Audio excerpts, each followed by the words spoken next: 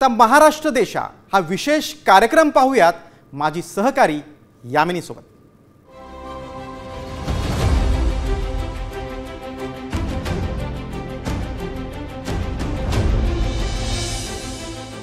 नमस्कार, महाराष्ट्र देशा या विशेष कार्यक्रमामध्ये आपल्या सगळ्यांचं स्वागत आहे। या कार्यक्रमातून आपण आढावा घेणार आहोत राज्याच्या दृष्टीने घेण्यात आलेले काही महत्त्वाच्या निर्णयांचा। सागरमालाच्या प्रकल्पांच्या माध्यमातून देशातल्या सागरी व्यापार पायाभूत सुविधांमध्ये वाढ होते। JNPT टर्मिनल देशातलं सर्वात मोठं कंटेनर हाताळणी केंद्र बनलंय आणि या बंदराच्या JN port PSA Mumbai phase 2 चं नुकतंच उद्घाटन झालंय। PSA इंटरनॅशनल कडून चालवलं जाणारं टर्मिनल 100% अक्षय ऊर्जेवर कार्यरत असणार आहे।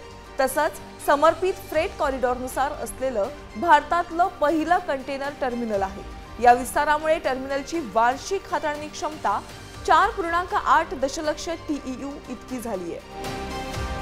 देशातला सगळ्यात मोठं कंटेनर टर्मिनल हे आपण सुरू केलेलं आहे। जवळपास 4.8 मिलियन TEU एवढी कॅपॅसिटी असलेलं हे टर्मिनल देशातलं सगळ्यात मोठं टर्मिनल आहे।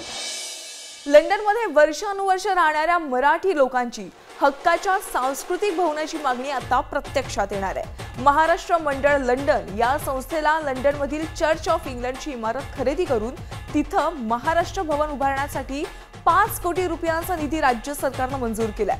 उपमुख्यमंत्री अजित पवार यांनी ही घोषणा केली। महाराष्ट्र मंडळ लंडन ही भारताबाहेरील आणि युनायटेड किंगडम मधील सर्वात जुन्या मराठी संस्थांपैकी एक आहे। लंडन आणि आसपासच्या परिसरातल्या मराठी बांधवांना सामाजिक आणि सांस्कृतिक कार्यक्रमांच्या माध्यमातून एकत्र आणण्याच्या उद्देशाने ही संस्था काम करत आली आहे।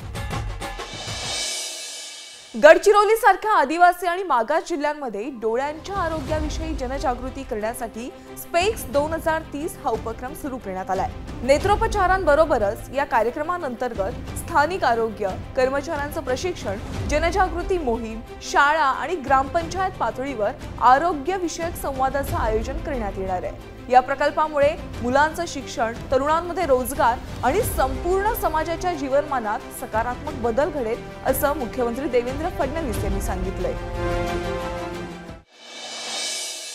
राज्य सरकारने पोलीस उपनिरीक्षकांच्या 25% पदांसाठी आता खाते अंतर्गत विभागीय परीक्षा पुन्हा सुरू करण्यास मंजुरी दिली आहे आणि या निर्णयामुळे किमान 5 वर्ष सेवा पूर्ण केलेल्या पोलीस अंमलदारांना उपनिरीक्षक बनण्याची संधी मिळणार आहे। पूर्वी ही परीक्षा बंद केल्यामुळे अनेक कर्मचाऱ्यांचं नुकसान झालं होतं।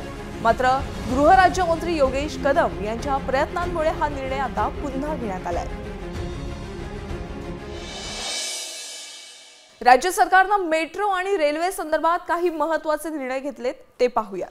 मुंबईसाठी 238 वातानुकूलित लोकल गाड्यांच्या खरेदीसाठी 4,826 कोटी रुपयांना मंजुरी देण्यात आली आहे।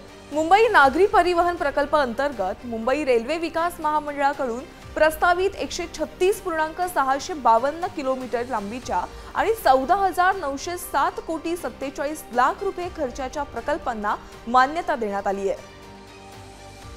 मुंबईतल्या आणिक डेपो वटाळा ते गेटवे ऑफ इंडिया मेट्रो मार्गिका 11 या प्रकल्पास आणि त्यासाठी आवश्यक असणाऱ्या 23,487 कोटी 51 लाख रुपयांच्या खर्चाच्या तरतुदीस मान्यता देण्यात आली आहे। पुण्यामध्ये स्वारगेट ते कात्रज मेट्रो मार्गावर बालाजीनगर आणि बिबवेवाडी ही 2 नवीन स्थानकं उभारण्यास मंजुरी देण्यात आली आहे। ठाणे शहरातल्या वर्तुळाकार मेट्रो प्रकल्प, पुणे शहरातील पिंपरी चिंचवड ते Nigdi metro railway corridor, Swargate ते कात्रज मेट्रो रेल्वे कॉरिडॉर आणि पुणे मेट्रो मार्ग 4 आणि नागपूर मेट्रो रेल्वे टप्पा 2 या मेट्रो रेल्वे प्रकल्पांसाठी आवश्यक कर्ज देण्यासही मान्यता देण्यात आली आहे। राज्यातील सर्व तालुके आणि गावांमध्ये राज्य शासन आणि पाणी फाउंडेशन यांच्या संयुक्त विद्यमाने सुरू असलेल्या फार्मर कप या उपक्रमाची व्याप्ती आता वाढवण्यासाठी एका उच्चस्तरीय समितीची स्थापना करण्यात आली आहे। 2026 ते 27 या वर्षासाठी 15,000 शेतकरी उत्पादक गट तयार करून जास्तीत जास्त शेतकऱ्यांना सहभागी करून घेण्याचं उद्दिष्ट ठेवण्यात आलंय। तर महाराष्ट्र देशा या विशेष कार्यक्रमामध्ये पुन्हा भेटूयात। तोपर्यंत नमस्कार।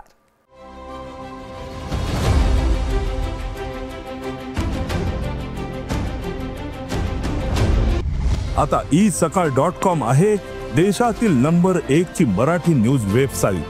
प्रत्येक अपडेटसाठी ईसकाळ.com ला नक्की भेट द्या.